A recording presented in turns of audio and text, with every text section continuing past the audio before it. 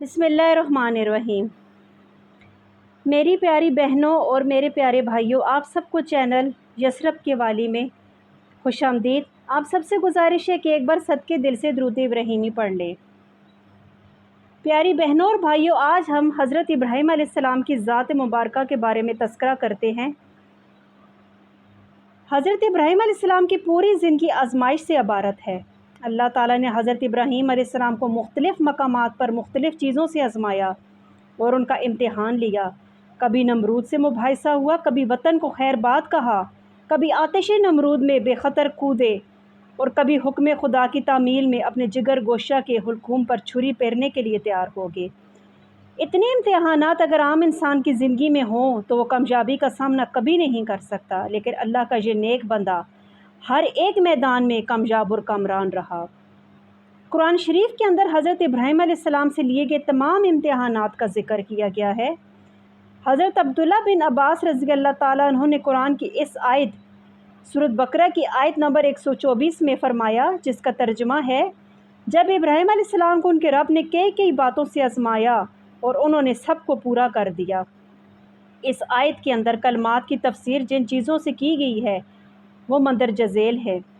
حکم الہی تعمیل میں قوم سے ان کی جدائی، نمرود سے ان کا مباحثہ، آتش نمرود میں پھینکے جانے پر صبر، وطن سے ہجرت، ضیافت اور مہمان نوازی اور اس سلسلے میں پیش آمدہ ذاتی اور مالی مشکلات پر صبر اور اپنے لاڈلے لخت جگر اور نور نظر کے ذبح کے لیے تیار ہو جانا شامل ہے۔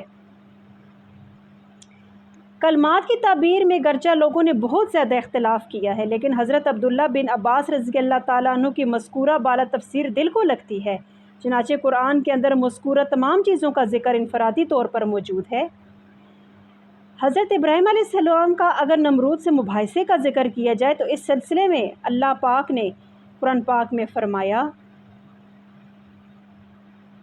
کیا تو نے اسے نہیں دیکھا جو سلطنت پا کر حضرت ابراہیم علیہ السلام سے اس کے رب کے بارے میں جھگڑ رہا تھا؟ جب ابراہیم علیہ السلام نے کہا کہ میرا رب تو وہ ہے جو جلاتا ہے اور مارتا ہے، وہ کہنے لگا میں بھی جلاتا اور مارتا ہوں۔ ابراہیم علیہ السلام نے کہا اللہ تعالیٰ سورج کو مشرق کی طرف سے لاتا ہے، تو اسے مغرب کی طرف سے لے آ۔ اب تو وہ کافر بکھلا گیا اور بھونچکا رہ گیا اور اللہ تعالیٰ ظالموں کو ہدایت نہیں دیتا۔ یعنی حضرت ابراہیم علیہ السلام نے نمرود بادشاہ سے مباحثہ کرتے ہوئے کہا میرا رب تو وہ ہے جس نے زندگی اور موت دی ہے، تو نمرود نے جواباً کہا کہ وہ تو میں بھی کرتا ہوں۔ تو حضرت ابراہیم علیہ السلام نے پھر کہا اللہ پورب سے سورج طلوع کرتا ہے، تم پچھم سے سورج طلوع کر کے دکھاؤ۔ چنانچہ نمرود حیران اور پریشان اور ششدر رہ گیا۔ آتش نمرود اور حضرت ابراہیم علیہ السلام کے بارے میں سورۃ الانبیاء کی آیت نمبر 68 اور 59 میں فرمایا گیا ہے، جس کا ترجمہ ہے، قوم کے لوگ کہنے لگے کہ اسے جلا دو اور اپنے خداؤں کی مدد کرو اگر تمہیں کچھ کرنا ہی ہے۔ ہم نے فرمایا اے آگ تو ٹھنڈی پڑ جا اور ابراہیم علیہ السلام کے لیے سلامتی اور آرام کی چیز بن جا۔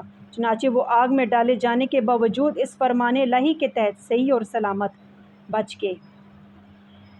پیاری بہنوں اور بھائیوں، اگر وطن سے ہجرت کی بات کی جائے تو حضرت ابراہیم علیہ السلام نے فرمان الہی کی تعمیل میں وطن کو خیر بات کہا اور بے آب و گیا چٹیل میدان میں جو دعا کی اس کا تذکرہ قرآن نے یوں کیا ہے، جس کا ترجمہ ہے اے ہمارے پروردگار، میں نے اپنی کچھ اولاد اس بے کھیتی کی وادی میں تیرے حرمت والے گھر کے پاس بسائی ہے۔ اے ہمارے پروردگار، یہ اس لیے کہ وہ نماز قائم کرے، پس تو کچھ لوگوں کے دلوں کو ان کی طرف مائل کر دے اور انہیں پھلوں کی روزیاں عنایت فرما تاکہ یہ شکر گزاری کریں۔ حضرت ابراہیم علیہ السلام کی ساروں قربانی کا اگر ذکر کیا جائے تو ایک مدت کے بعد حضرت ابراہیم علیہ السلام اولاد سے سرفراز کیے گئے۔ پھر اللہ تعالیٰ نے اس کی قربانی کا مطالبہ کر کے ان کے صبر و تحمل اور جذبہ اظہار کا زبردست امتحان لیا، جیسا کہ قرآن پاک میں ہے، سورۃ الصافات کی آیت نمبر 510 میں ہے، جس کا ترجمہ ہے، غرض جب دونوں متی ہو گئے اور اس نے باپ نے اور اس کو بیٹے کو پیشانی کے بل گرا دیا تو ہم نے آواز دی کہ اے ابراہیم، یقیناً تو نے اپنے خواب کو سچا کر کے دکھایا، بے شک ہم نیکی کرنے والوں کو اسی طرح جزا دیتے ہیں۔ قرآن کریم کی آیات बबरक़ात में हज़रत इब्राहीम अलैहिस्सलाम के इन्हीं इम्तिहानात और आज़माइशों का ज़िक्र है। हज़रत इब्राहीम अलैहिस्सलाम अपने तमाम इम्तिहानों में इतने पूरे और कामिल उतरे कि उन्होंने हुक्म इलाही की तामील में हज़ारों दुआएं और मन्नतें समाजत से मांगी हुई औलाद को भी कुर्बान कर देने से दरेग नहीं किया। कितना पुख्ता था हज़रत इब्राहीम अलैहिस्सलाम का ईमान और कितना कामिल था उनका यकीन कि वे अपने तमाम इम्तिहानात में कामयाब रहे। ईमान इब्राहीम की यही वो पुख्तगी और इश्क़ इलाही का यही वो कारनामा है कि आग भी गुलजार बन गई। यकीनन आज भी हो जो इब्राहीम सा ईमान पैदा, आग कर सकती है अंदाज़े गुलिस्तां पैदा। जज़ाकल्लाह।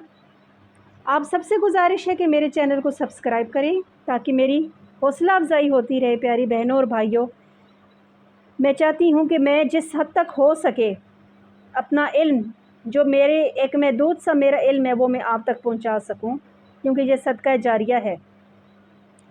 शुक्रिया। अस्सलामु अलैकुम रहमतुल्लाहि व बरकातुहू।